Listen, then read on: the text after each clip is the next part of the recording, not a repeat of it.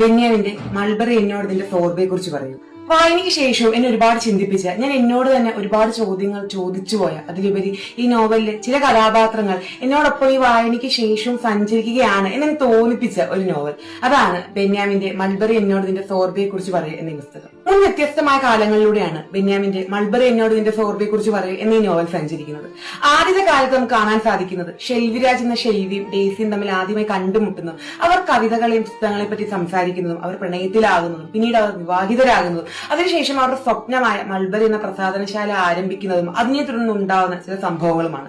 രണ്ടാമത്തെ കാലത്ത് നമുക്ക് കാണുവാൻ സാധിക്കുന്നത് ഡെയ്സിയെ കുറിച്ചും അതോടൊപ്പം സ്നേഹ, വിഷ്ണു, ടീച്ചറമ്മ, അവരുടെ മകൾ സുലു, പിങ്കി, അതുപോലെ ഡെയ്സിയുടെ വീട്ടിന്റെ മുറ്റത്തുള്ള മൾബറി വൃക്ഷം, ഇവരുടെയൊക്കെ ജീവിതമാണ്.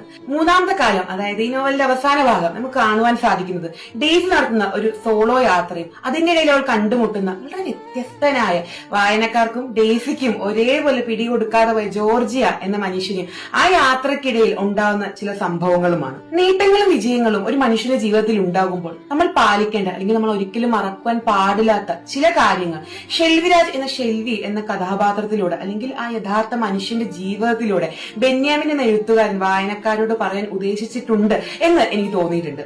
മാത്രമല്ല, ഈ നോവൽ വായിച്ചതിനു ശേഷം എനിക്ക് തോന്നിയിട്ടുള്ള മറ്റൊരു കാര്യം, ഡെയ്സിക്കുള്ളതുപോലെ നമുക്ക് ഓരോരുത്തർക്കും നമ്മുടെ ജീവിതത്തിൽ ഓരോ വിഷ്ണുവും, സ്നേഹയും, ടീച്ചറമ്മയും, സുലുവും, പിങ്കിയും ഒക്കെ ഉണ്ടായിരുന്നെങ്കിൽ വളരെ നന്നായിരിക്കും എനിക്ക് തോന്നിയിട്ടുണ്ട്. കാരണം ഇനി മുന്നോട്ട് ജീവിതം ഇല്ല എന്ന് പറഞ്ഞ് നമ്മൾ തളർന്നിരിക്കുന്ന ഓരോ വേളകളിലും ഒരു കൈ തന്ന് നമ്മളെ ഉയർത്തെഴുന്നേൽപ്പിച്ച് ഇനിയും ജീവിതം ബാക്കിയുണ്ട് എന്ന് പറയാൻ ഇത്തരത്തിലുള്ള മനുഷ്യരുണ്ടെങ്കിൽ എത്രത്തോളം മനോഹരമായിരിക്കുമെന്ന് എനിക്ക് തോന്നിയിട്ടുണ്ട്. ചില യഥാർത്ഥ സംഭവങ്ങളെ കൂടെ ഉൾക്കൊള്ളിച്ച് എഴുതിയത് കൊണ്ടാണോ എന്ന് എനിക്ക് അറിഞ്ഞൂടാ മൾബറി എന്നതിന്റെ ഫോർബയെ കുറിച്ച് പറയും എന്ന ഈ നോവൽ കുറച്ചധികം റിയലിസ്റ്റിക് ആയിട്ട് എനിക്ക് തോന്നിയിട്ടുണ്ട്. ഈ പുസ്തകത്തിലെ മറ്റെല്ലാ കഥാപാത്രങ്ങളും എന്ന പോലെ എനിക്ക് ഒരുപാടധികം ഇഷ്ടപ്പെട്ടുള്ള ഒരു കഥാപാത്രം തന്നെയാണ് ഡെയ്സിയുടെ മുറ്റത്തുള്ള ആ ഒരു മൾബറി വൃക്ഷം. വാസ്തവത്തിൽ ആ മൾബറി വൃക്ഷം വളരെ പാവമാണ്. എനിക്ക് ആ കഥാപാത്രത്തിന്റെ ആ ഒരു ഇന്നസെൻസ് എനിക്ക് ഒരുപാടധികം ഇഷ്ടപ്പെട്ടുണ്ട്. തനിക്ക് ജീവിക്കുവാനുള്ള, തന്റെ നിലനിൽപ്പിനുള്ള വെള്ളം നൽകി തന്നെ നിലനിർത്തിയിരിക്കുന്ന ഡെയ്സിയോട് ആ വൃക്ഷത്തിന് അടങ്ങാത്ത സ്നേഹവും കടപ്പാടും നന്ദിയും ഉണ്ട്. പക്ഷെ മറ്റുള്ള ജീവികളെ പോലെ, അല്ലെങ്കിൽ മനുഷ്യരെ പോലെ അത് പ്രകടിപ്പിക്കുവാൻ സാധിക്കുന്നില്ലല്ലോ എന്നോർത്ത് പലപ്പോഴും ആ മൾബറി വൃക്ഷം ഖേദിക്കുന്നതായിട്ട്, വിഷമിക്കുന്നതായിട്ട് ഈ പുസ്തകത്തിന്റെ വായനയ്ക്കിടയിൽ എനിക്ക് പലപ്പോഴും തോന്നിയിട്ടുണ്ട്. പുസ്തകങ്ങൾ ഇഷ്ടമുള്ള, വായനയെ നെഞ്ചോട് ചേർത്ത് പിടിക്കുന്ന ഏതൊരു വായനക്കാരനും മൾബറി എന്നോട് ഇതിന്റെ ഫോർബയെ കുറിച്ച് പറയുന്ന നോവൽ തീർച്ചയായും ഇഷ്ടപ്പെടും.